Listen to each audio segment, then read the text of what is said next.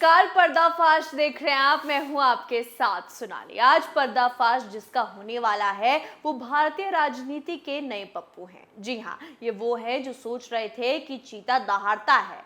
यूं तो ये अपने आप को ऑस्ट्रेलिया से पढ़कर आए बताते हैं, लेकिन सच्चाई एकदम उल्टी लग रही है। हम बात कर रहे हैं अखिलेश यादव की।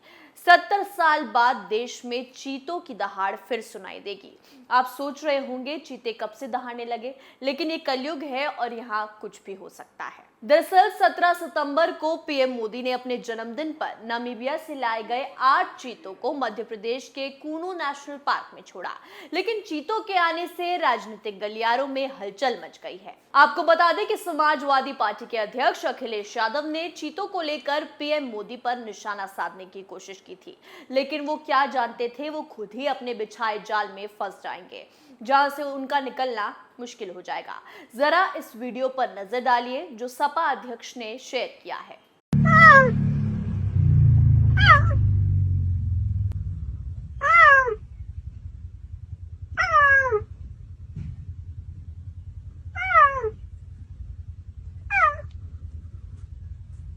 इस वीडियो में नामीबिया से भारत लाया गया एक चीता दिखाई दे रहा है। ये चीता हल्की फूस पर बैठा है और एक हवादार बक्से में बंद है। अब जरा इस चीते की आवाज पर ध्यान दीजिए। इसकी आवाज बिल्ली जैसी है।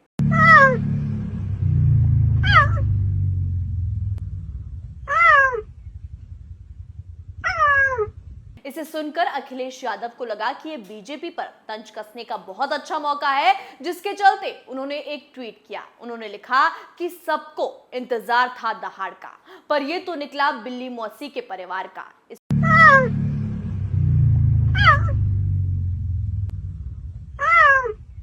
ट्वीट ने अब आग पकड़ ली है और लोगों ने इसका जवाब कुछ इस तरह से दिया है कि अखिलेश की बोलती ही बंद हो गई है। किसी ने लिखा कि 70 साल बाद चीते भारत आए हैं, आपके पास अच्छा मौका है चीतों के बारे में जानकारी प्राप्त करने का। वहीं एक यूजर ने लिखा, चीता दहाड़ता है, आज पता लगा। सालों के बाद विलुप्त हो गई प्रजाति के चीते भारत में फिर वापस आ गए हैं, लेकिन कुछ लोगों को ये बात हजम नहीं हो रही है, इसलिए चीते की आवाज पर टिप्पणी कर रहे हैं। लेकिन अखिलेश यादव ये कहां जानते थे कि ये खुद उनको भारी पड़ गया और वो बुरे ट्रोल हो जाएंगे। अब इसके बाद लोगों ने जो उनका मजाक बनाया वो उनके लिए एक लाइफ लेसन सा है। एक तरफ सपा जो खुद विलुप्त होने की कगार पर आ गई है, जहां एक एक कर अखिलेश यादव का साथ उनके अपने छोड़े हैं, वही राजनीति में बस किसी तरह बने रहने के लिए अखिलेश यादव ने अपना नया ब्रह्मास्त्र ढूंढ लिया है।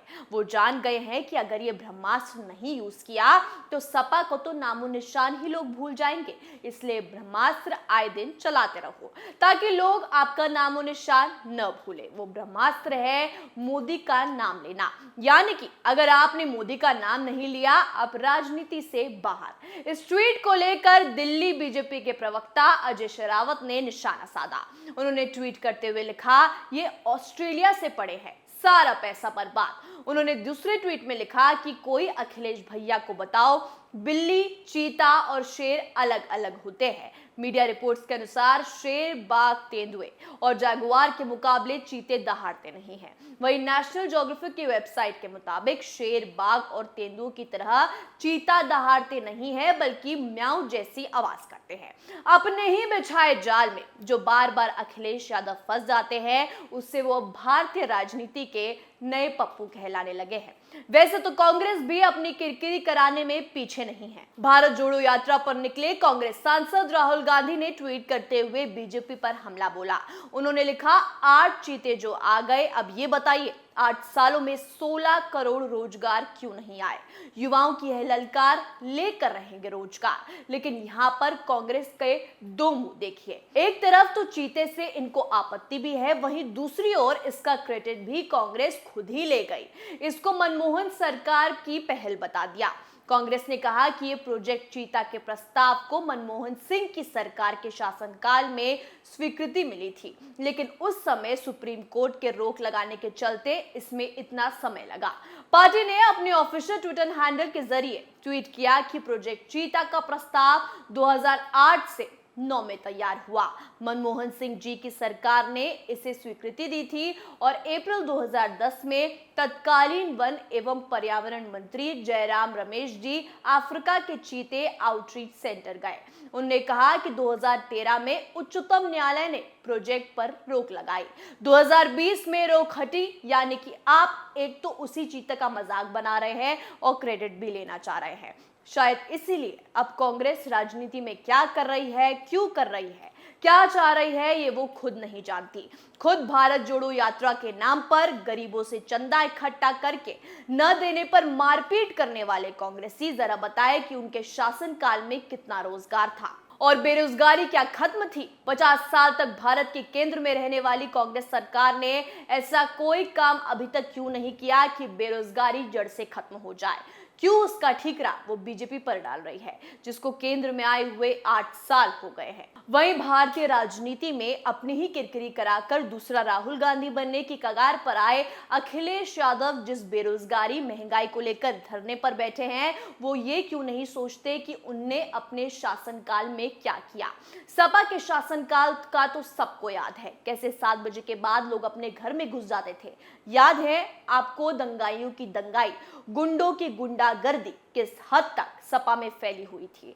आज बीजेपी के शासन के बाद अगर इन्हीं माफिया और दंगाइयों के घरों पर बुलडोजर चलता है तो भी अखिलेश यादव को मिर्ची लग जाती है।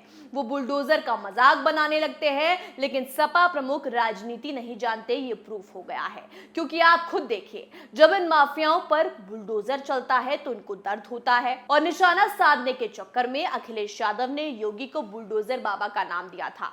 जी हाँ, सही सुना आपने, बुलडोजर बाबा का नाम सपा प्रमुख ने ही दिया था। और अखिलेश यादव भूल गए कि आप अगर बीजेपी पर तीर मारोगे तो वो तीर से बीजेपी पुल बनाने का काम करती है। फिर क्या था, यूपी चुनाव में बुलडोजर बाबा का नाम चर्चा में आ गया और उससे योगी की छवि और चमक गई। चीते के नाम पर राजनीति करने वाले अखिलेश यादव भी अब राहुल गांधी से 10 कदम आगे निकलते जा रहे हैं। राहुल गांधी भी अपने बयानों में स्मार्टनेस के चक्कर में ऐसा कुछ कह देते हैं जिससे वो खुद ही फंस जाते हैं। बस अब वही काम अखिलेश यादव भी चीते के नाम पर कर रहे हैं। पर्दाफाश में आज के लिए इतना ही। देखते रहिए कैपिटल टीवी। नमस्कार।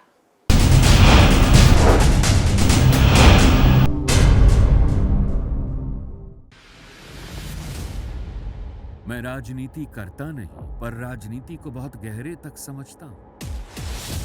मैं लोगों के बीच रहता हूं, लोगों के मन को अच्छे से जानता हूं।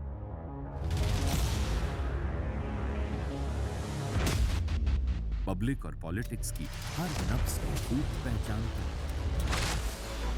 संघर्ष की सियासत से सत्ता के सिंहासन तक मैं हर खबर से खरा सच निकालता हूं।